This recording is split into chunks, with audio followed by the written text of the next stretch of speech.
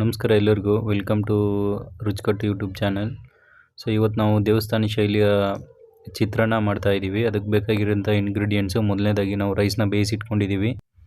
ಈರುಳ್ಳಿ, ಟೊಮೆಟೊ ಮತ್ತು ಮೆಣಸಿನ್ಕಾಯಿನ ಸಣ್ಣದಾಗಿ ಹೆಚ್ಚಿಟ್ಕೊಂಡಿದ್ದೀವಿ. ಒಂಚೂರು ಕರಿಬೇವಿನ ಸೊಪ್ಪು ತೊಗೊಂಡಿದ್ದೀವಿ.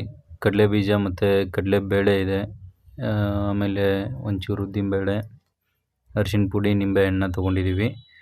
ಮೊದಲಿಗೆ ಬಾಣಲಿಗೆ ಎಣ್ಣೆ ಹಾಕ್ಕೊಂಡು, ಎಣ್ಣೆ ಒಂಚೂರು ಬಿಸಿ ಆಗ್ತಾ ಇದ್ದಂಗೆ ಕಡಲೆ ಬೀಜನ ಹಾಕ್ಕೊಬೇಕು. ಕಡಲೆ ಬೀಜ ಸ್ವಲ್ಪ ಕೆಂಪಗಾಗೋವರೆಗೂ ಹುರ್ಕೊಬೇಕು ಎಣ್ಣೆಲಿ. ಆಮೇಲೆ ಒಂಚೂರು ಕಡಲೆ ಬೇಳೆನ ಹಾಕ್ಕೊಬೇಕು.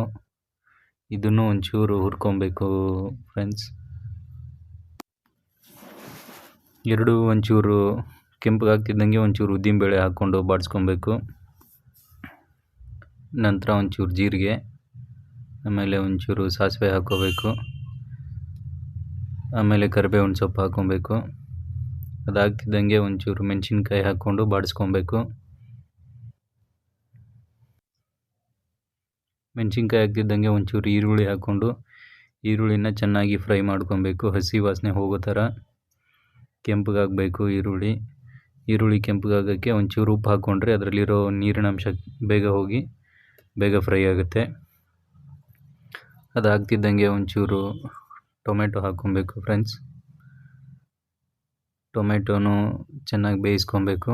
ನಿಮಗೆ ಸಕ್ಕರೆ ಹಾಕ್ಕೊಳ್ಳೋ ಬೇಯಿಸಿದ್ರೆ ಒಂಚೂರು ಸಕ್ಕರೆ ಹಾಕ್ಕೊಳ್ಳಿ. ಆಮೇಲೆ ಒಂಚೂರು ಅರಿಶಿನ ಪುಡಿ ಹಾಕ್ಕೊಂಡು ನಿಂಬೆಹಣ್ಣು ಹಿಂಡ್ಕೊಂಡು ಚೆನ್ನಾಗಿ ಬಾಡಿಸ್ಕೊಬೇಕು. ಒಗ್ಗರಣೆ ಏನಾದ್ರು ತಳ ಹಿಡಿತಾ ಇದೆ ಅಂತ ಅಂದರೆ ಒಂಚೂರು ಸ್ವಲ್ಪ ನೀರು ಹಾಕ್ಕೊಂಡು ಬಾಡಿಸ್ಕೊಬೇಕು. ನೀರು ಹಾಕ್ಕೊಂಡು ಬಾಡಿಸ್ಕೊಬೇಕು. ಒಂಚೂರು ಕುದಿ ಬರ್ತಿದ್ದಂಗೆ ಅನ್ನನ ಹಾಕ್ಕೊಂಡು ಮಿಕ್ಸ್ ಮಾಡಿಕೊಂಡ್ರೆ ದೇವಸ್ಥಾನ ಶೈಲಿಯ ಚಿತ್ರಾನ್ನ ರೆಡಿ ಆಗುತ್ತೆ. ನೋಡಿ, ಒಂದು ಸಾರಿ ಟ್ರೈ ಮಾಡಿ. ಚೆನ್ನಾಗಿ ಅನಿಸಿದ್ರೆ ಕಮೆಂಟ್ ಮಾಡಿ. ಹಾಗೆ ನಮ್ಮ ಚಾನಲ್ಗೆ ಲೈಕ್, ಶೇರ್ ಆ್ಯಂಡ್ ಸಬ್ಸ್ಕ್ರೈಬ್ ಮಾಡಿ for the future updates. Thank you.